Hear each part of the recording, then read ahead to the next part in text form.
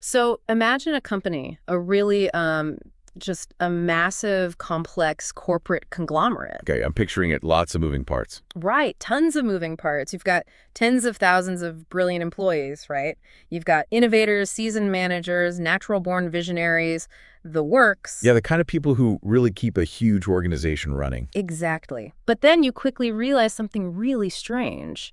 The only person legally allowed to even submit a resume for the role of CEO has to share the exact same last name as the current one. Oh, wow. So the talent pool just vanished. Poof, gone. I mean, everyone else can work on the factory floor. Sure, they can manage the middle-tier logistics, but that executive boardroom, that space, is completely sealed off by bloodline. That is, I mean, it completely shifts how you view the entire structure of that society. Yeah, it really does. You basically had to stop looking at it as a meritocracy.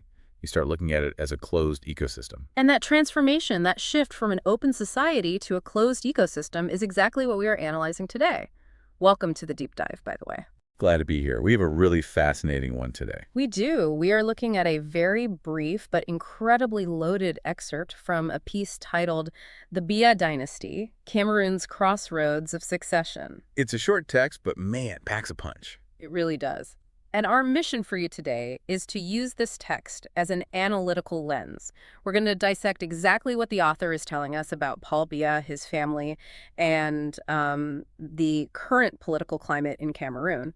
Without getting bogged down in information overload, hopefully. Right, exactly. We want to look at the architecture of the author's argument and the broader geopolitical mechanisms they're pointing out. And before we jump in, we should probably set our ground rules for this deep dive. Oh, absolutely. Go for it. So, as always, we are keeping this strictly impartial. We are not taking political sides here, and we aren't endorsing any specific viewpoint. Right, we're just analyzing the text. Exactly. We are just impartially breaking down the exact questions this source is raising about the leadership and the future of the nation. It's a precarious moment in statecraft, and we're just looking at the mechanics of it. Well said. Because the source text, it really doesn't ease you into the topic at all. No, it hits the ground running. It starts with these two really aggressive, almost, rhetorical questions that just frame the entire debate. Yeah, the author asks, what's really going on in Cameroon? And then follows it up with, is leadership now a family affair? Are only the bias deemed capable of steering the nation? Okay, let's unpack this. I want to pause right there on that specific phrase, deemed capable. Right. Steering the nation is one thing, but being deemed capable of it, that's a very specific choice of words. What's fascinating here is how that word deemed operates. It implies a top-down judgment. It's not organic, right? Exactly. It means capability isn't something being, organically demonstrated to the electorate through debates or policy proposals or grassroots campaigning. Like it would be in a standard democratic process. Right. Instead, it's a status being conferred by a pre-existing authority. Yeah, if I am deemed capable, somebody else is doing the deeming. It's not the public making a collective decision at the ballot box. It's a profound shift in how power is validated. By asking if only the bias are deemed capable, the text is highlighting a perceived shrinking of the political arena in Cameroon. But logically, I mean, how does a state apparatus, a nation of millions of people, actually internalize the idea that only one specific family possesses the capacity to lead? It seems impossible on the surface, doesn't it? It feels like a massive bottleneck in leadership. I mean, surely a nation of that size has thousands of highly educated, deeply experienced political minds. Oh, they absolutely do. But the author's use of the phrase family affair points to something structural, not just psychological. What do you mean by structural? Well, you don't convince millions of people overnight that only one bloodline is competent. You engineer it. You do it over decades by slowly starving alternative political talent of oxygen. Wow, okay, so it's a deliberate process. Very deliberate. If you control the media, the state resources, and crucially, the pathways to high-level administrative experience, you effectively ensure that no one outside your immediate circle can build a national profile. So you create a self-fulfilling prophecy. Precisely. It's like you don't let anyone else drive the car for 20 years, and then when someone asks for the keys, you point out that no one else has any driving experience. That is a perfect analogy. By the time a succession question rises, the ruling family can look around and say, well, who else is there? Because they made sure there was no one else. Exactly. The perceived shrinking of the political arena is a feature, not a bug. The text is highlighting a scenario where the state and the family trust become virtually indistinguishable in the eyes of the bureaucracy. Which fundamentally redefines what the government is actually for. Right. The criteria for leadership shifts entirely. It goes from who has the best vision for the country to who has the closest proximity to the incumbent. And in a functioning republic, the talent pool is supposed to be the entire citizenry, you know? The government is just a tool to execute the will of those citizens. But if leadership becomes a quote-unquote family affair, the state apparatus completely transforms. It stops being a vehicle for public service and becomes, what, an asset? An asset to be managed and passed down. Yes. Yes. And that requires a massive psychological shift, not just for the public, but for the civil service, the military, the judiciary. Right, the people actually running the day-to-day operations. Think about it. If you are a high-ranking general or a Supreme Court justice in this kind of scenario, your loyalty is no longer tied to an abstract constitution. It becomes tethered to the physical preservation of a specific family tree. Exactly, because if that family falls, the entire patronage network that supports your position, your wealth, your influence, it falls with them. So when the text asks if only the bias are deemed capable, it's not genuinely questioning their resume. No, not at all. It's exposing the reality that the entire state machinery has been calibrated to reject any other applicant. It's a closed loop. Yes, the author is asking you to look at the filter of national leadership. In a true democracy, that filter is wide, it's porous. Here, the author suggests the filter has been intentionally narrowed until it's the exact shape and size of one last name. Which brings us to the actual practical maneuvers happening right now. Because if that family is the only group deemed capable, they eventually need to formalize that exclusivity, right? They have to put it on paper eventually. Right. And here's where it gets really interesting. The text moves from the philosophical question of capability directly into the literal actions taking place. It reports on the specific positioning. Yeah, the text says, with Paul Biya reportedly positioning his son as vice president and heir apparent. This is where the theoretical tension we just discussed becomes a tangible, structural reality. But the juxtaposition in that sentence is just wild to me. Vice president and heir apparent. It's a fascinating pairing of words. When I see those two titles placed next to each other, it feels like a glitch in the matrix. They belong to completely different paradigms of human governance. They really do. I mean, a vice president is a democratic concept, right? It implies a constitution, a mandate, a running mate, an electorate that actually died for you. Yes, exactly. But an heir apparent, that is a royal concept. That implies DNA, a crown, and an inherited kingdom. How are these two concepts operating in the exact same sentence without the whole system exploding? Because the author is illustrating exactly how a dynasty functions within the modern world. How so? Well, you don't just declare someone king in a republic. The international community tends to frown on that. Right, you can't just throw on a crown and call it a day. And it can seriously agitate your own domestic institutions, too. So instead, you use the formal, democratic-sounding architecture of the state to legitimize a dynastic handover. Ah. So you put a constitutional costume on a dynastic reality. That is a brilliant way to describe it. A constitutional costume. Think about the specific mechanics of the word positioning in that sentence. Positioning his son. Yeah. The text doesn't say the son is organically rising through the ranks or building a massive grassroots coalition or sweeping primary elections. It says he is being positioned. It sounds like pieces on a chessboard. It implies total orchestration by the incumbent. Precisely. In a democratic framework, a vice president is a heartbeat away from the presidency because they were elected alongside the president.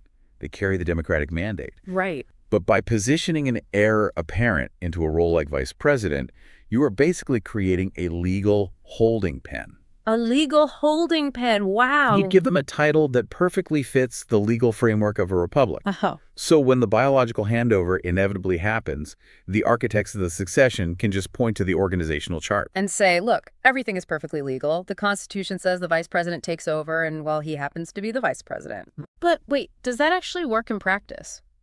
Because electorates aren't naive. No, they usually aren't. Civil society, political watchdogs, everyday citizens, they all see the birth certificate. They know that the only reason this specific person was tapped for the vice presidency isn't because of some grueling primary campaign. Oh, it's because of their DNA. So does slapping a bureaucratic label on an heir actually legitimize them in the eyes of the country? Well, you're touching on a crucial distinction in statecraft here. In this context, legitimacy isn't necessarily about belief, it's about compliance. Compliance over belief. Okay, break that down for me. The ruling family doesn't actually need the electorate to genuinely believe the son is a hard-fought Democratic victor. They just need them to go along with it. More specifically, they need the military, the courts, and the international financial institutions to have a legally sound excuse to recognize the transition. So it gives the institutions permission to comply. Exactly. If the president simply dies and his son just walks into the presidential palace and says, "I'm in charge now," that's a coup. Right, and that's messy. It's very messy. That forces the military to make a dangerous choice, and it triggers immediate international sanctions. But if the son is already the legally minted vice president, Then the military doesn't have to launch a coup to support him. They just have to uphold the Constitution. wow, that is incredibly strategic. The bureaucratic label provides a path of least resistance for the deep state to maintain the status quo. The democratic title is just the vessel carrying the dynastic cargo. So the mechanics of democracy are essentially being weaponized against the spirit of democracy itself? Yes, the forms are being followed to the letter, but the function is entirely subverted. But forcing that much dynastic ambition through a democratic pipeline, that has to create intense pressure on the system. Oh, absolutely. And that subversion requires constant, exhausting maintenance. Positioning isn't a one-time event where you just sign a paper. What does it look like on the ground then? It involves highly visible international trips to build foreign credibility. It involves carefully curated photo ops. It involves slowly, quietly replacing old guard generals and ministers with younger loyalists from the son's generation. It's a massive, complex logistical operation. Exactly. All designed to ensure that when the time comes, the transition looks like a mundane bureaucratic procedure rather than a monumental regime shift. Which leads us directly to the final claim in our source material. Because of this strategic positioning, the author concludes that, and I'm quoting here, questions about democracy and succession are getting louder. The structural noise in the system is increasing. So what does this all mean? Let's analyze those two words the author pairs together, democracy and succession. They are the core of the friction. Why are they fundamentally incompatible? Because it seems to me that it's like trying to mix oil and water, you know? That's a good way to put it. Succession, by its very definition in a family context, requires a predetermined outcome. It's a closed equation. You know exactly who the next person in line is before the process even starts. Right. But democracy, on the other hand, requires the outcome to be entirely undecided until the people actually speak and the votes are counted. It is an open equation. You simply cannot have a predetermined democratic election. This raises an important question, and you've hit on the exact mechanical friction the author is pointing out. The paradox of it all. Yes. A republic's legal code is simply not designed to process a monarchy's succession plan. When you try to force a merge between the two, the institutions themselves begin to groan under the paradox. And that groaning is the loudness the text mentions. Exactly. That is what the loudness represents. The country is at a critical juncture, the exact crossroads mentioned in the article's title. But who is actually making that noise? When the text says questions are getting louder, who is asking them? I imagine it's not just everyday citizens protesting in the streets, right? You'd think so, but no. Because if you've had a leader in power for a very long time, there has to be an entire generation of political insiders who thought they were next in line. And that is often the most dangerous source of the noise. It's so easy to assume the friction is purely between an oppressed public and a ruling elite. Right, the classic underdog story. But in many of these scenarios, the loudest structural cracking happens within the ruling party itself. Among the elite. Yes. You have ministers, generals, and party loyalists who have waited decades. They've paid their dues, assuming the system, even if it's flawed, would eventually reward their loyalty with a shot at the top job. And suddenly, someone who was literally a child when they started their political career is leapfrogged over all of them. Exactly. Succession alienates the loyalists. It fractures the patronage networks from the inside out. That's a recipe for internal chaos. The noise getting louder is the sound of those internal factions, realizing that the social contract of their own party has been completely broken. They realize the ceiling of their ambition isn't based on their loyalty or their skill, but simply their lack of the right bloodline. That makes the phrase crossroads of succession in the title of the article so much heavier. It's a very deliberate title. A crossroads isn't just a place where two streets meet. In statecraft, a crossroads is a stress test on the national architecture.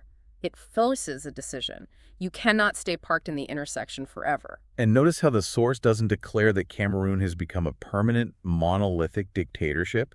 That's what makes the analysis so compelling and impartial. Right. It doesn't declare democracy completely dead. It portrays a system in active, real-time friction.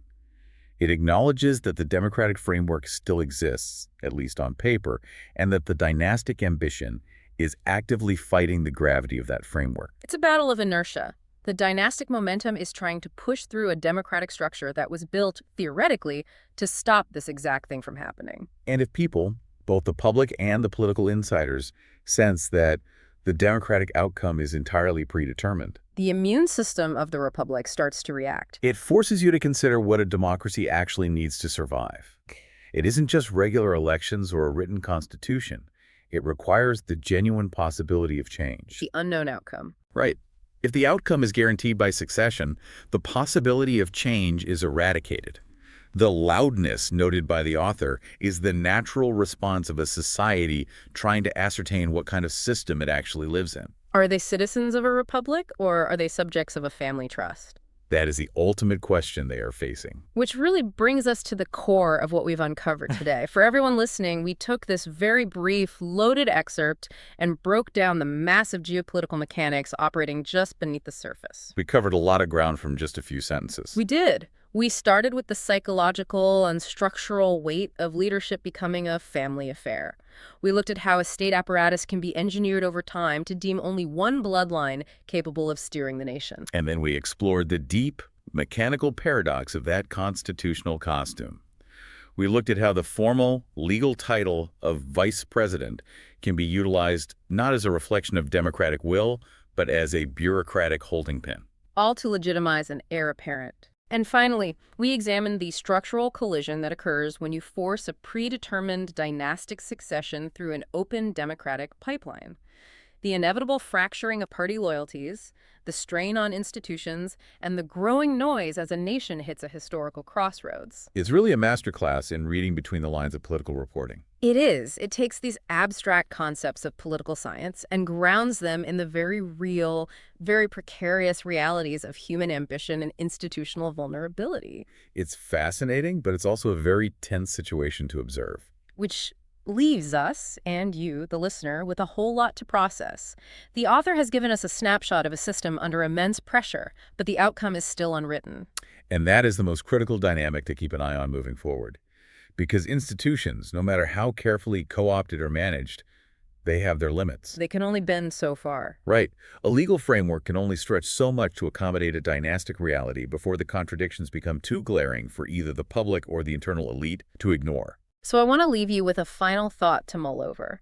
If the questions about democracy and succession are steadily getting louder, the ultimate question isn't whether the noise will continue. It's what happens when it reaches a deafening pitch. At what point does the sheer volume of this paradox fundamentally break the political reality of the nation? When the illusion of democratic choice and the reality of an heir apparent finally collide with full force, which structure is left standing?